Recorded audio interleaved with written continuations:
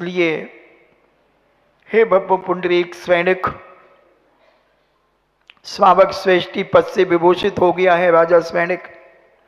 भगवान महावीर स्वामी के समोश्रवण का प्रथम श्रोता है। 60,000 प्रश्न जिसने भगवान महावीर स्वामी से किए हैं, इतना बड़ा जिज्ञासु, उसे महावीर स्वामी भी नहीं बचा पा रहे हैं।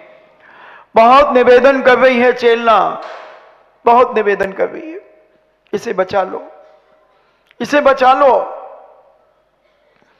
महावीर कहते हैं नहीं, मेरी ताकत नहीं है। सौदामिंद्र से कहती है, सौदामिंद्र तुम्हारे पास जम्बू द्वीप को उछालने की ताकत है, जम्बू द्वीप को पलटाने की ताकत है, जम्बू द्वीप को पलटाने की ताकत है, डमरू के समान घुमाने की ताकत है इस जम्बू द्वीप को। 1,00,000 योजन प्रमाण ये जम्बू द्वीप है, इतनी ताकत है सौदामिंद्र, तो मेरे पति को नरक जाने से बचा लो। सौधर्म कहता है, हे महारानी, मैं राजा स्वैनिक को नरक जाने से नहीं बचा सकता, क्योंकि इसने इतना पाप किया है, इतना पाप किया है। इसने गुरुओं की उपेक्षा की है, साधुओं की उपेक्षा की है, साधुओं का मजाक उड़ाया है, साधु की वाणी का मजाक उड़ाया है। और सच्चा साधु साक्षात जिनेन भगवान की वाणी बोलता है, उसका मजाक उड़ाया है। इसने मुनिराज के ऊपर सर्प डाला है, इसने ढोंगी कहा है। साधुओं को कैसे बचाया जाएगा, कैसे बचाया जाएगा?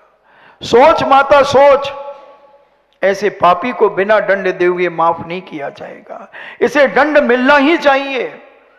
आपका क्या विचार है? राजा स्वैनिक को नरक से बचाया जाए या नरक भेजा जाए?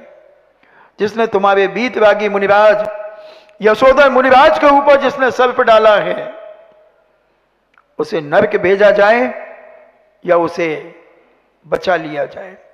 मार दिया जाए या छोड़ दिया जाए? बताओ क्या किया जाए? क्या है, चुप्पी क्यों साधी हो? बोलो ना डंके की चोट पर। नरक भेज दिया जाए, वहां तिल तिल बराबर टुकड़े करे जाएंगे बंधुओं, कोई नहीं बचा पाएगा, कोई नहीं बचा पाएगा। क्योंकि पापियों को कितना भी बचा लो, पापी कहीं ना कहीं से टूटता है, कहीं ना कहीं से मरता है। बस इतना विचार रख लेना, कहीं हमारा नंबर तो नहीं है उसमें, कहीं हम तो नहीं चले जाएंगे वहां पर।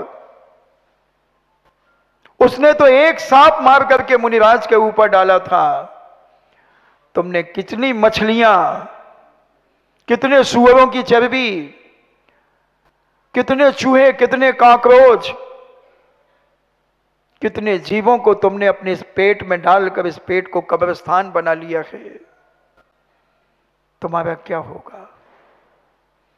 राजा स्वैनिक ने जैसे तैसे पुरुषार्थ करके अपने जीवन को संभाल लिया।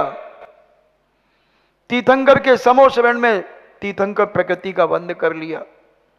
16 कारण भाव न भाली, तीर्थंकर बनेगा, उसकी तो प्रामाणिकता हो गई। वो तो अभी चलो 84,000 वर्ष नरकों में सहन कर लेगा, लगभग 2,500 वर्ष उसके हो गए, और 81,000 81,500 वर्ष बाकी हैं। तुम्हारा क्या होगा? मुझे इसकी वेदना है, इसकी चिंता है। उसने गलती की स्वीकार कर ली, और वो तो बनेगा, पहला तीर्थंकर बनेगा, महापद्म नाम का तीर्थंकर बनेगा, इसी भरत क्षेत्र का बनेगा, नरक से निकल करके आएगा और तीर्थंकर, पहला तीर्थंकर बनेगा। तुम क्या बनोगे तीतर?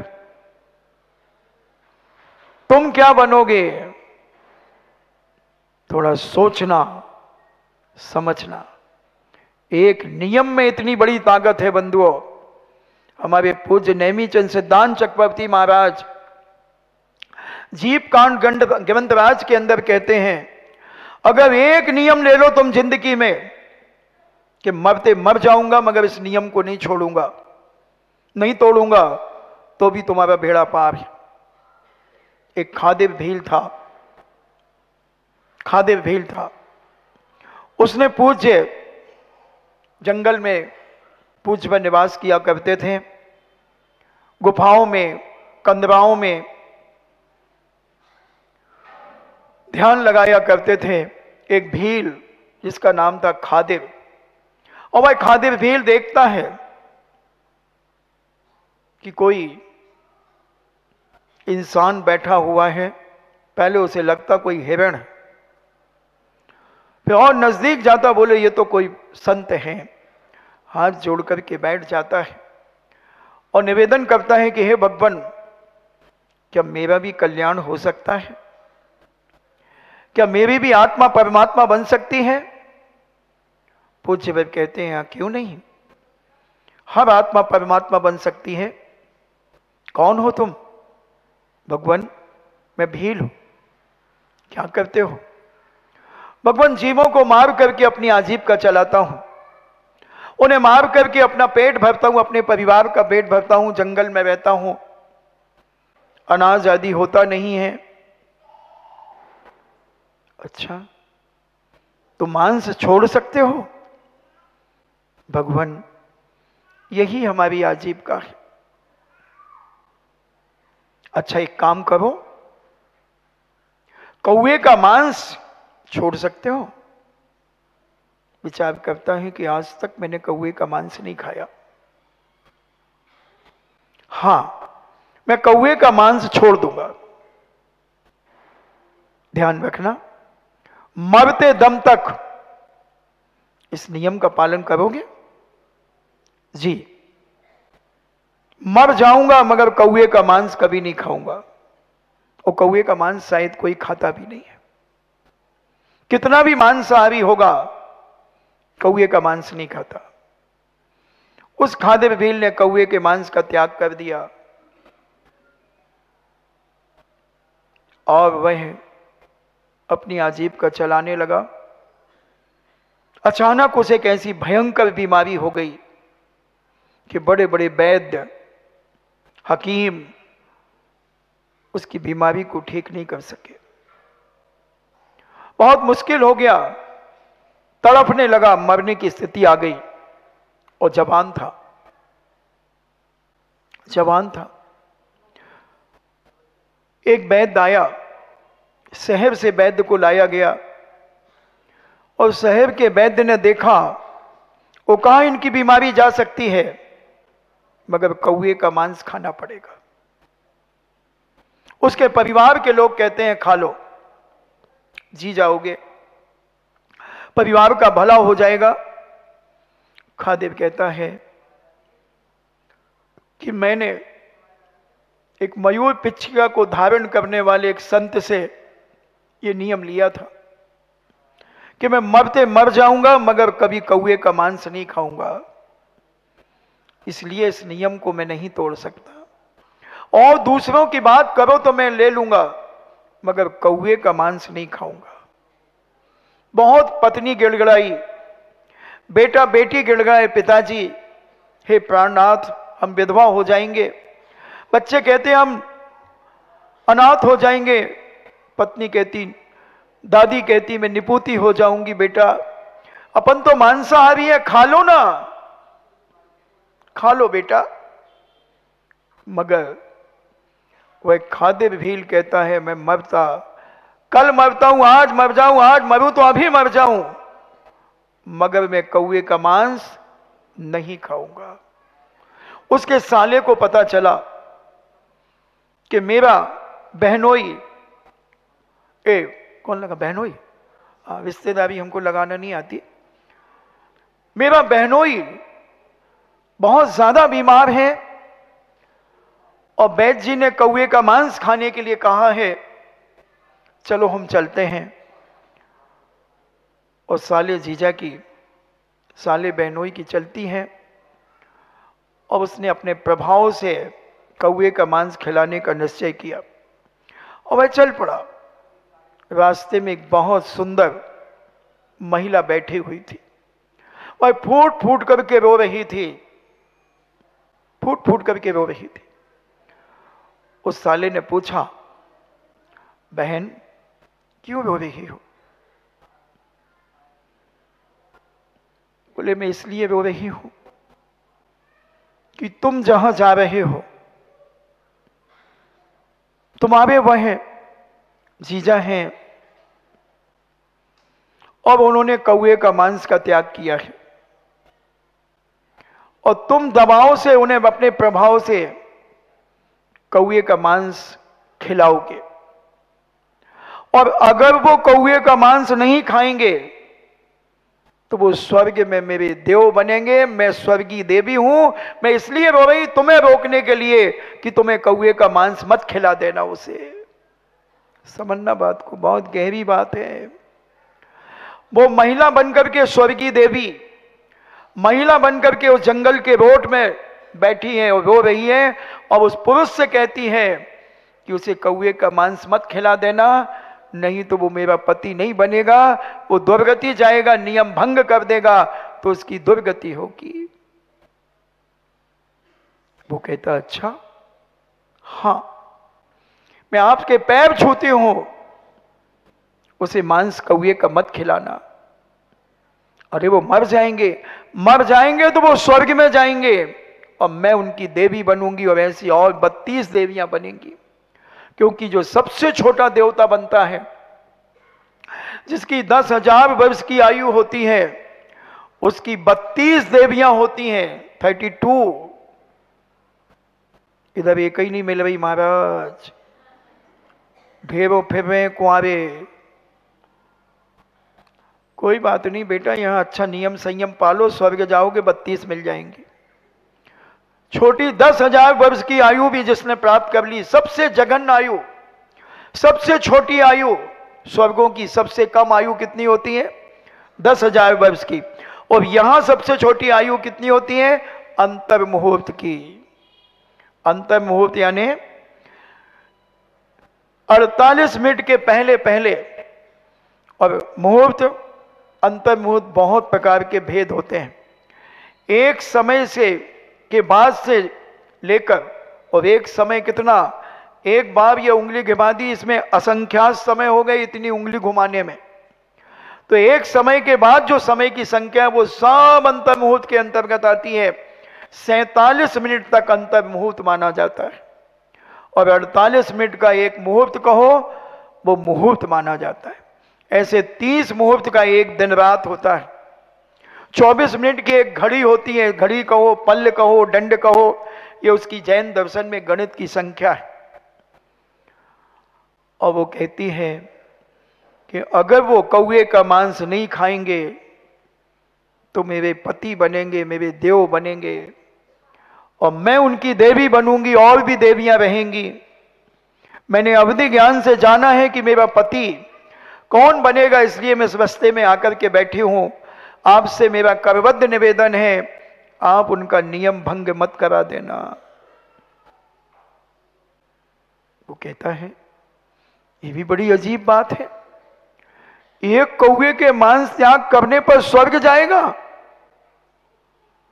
एक कौवे के मांस त्याग करने पर स्वर्ग जाएगा।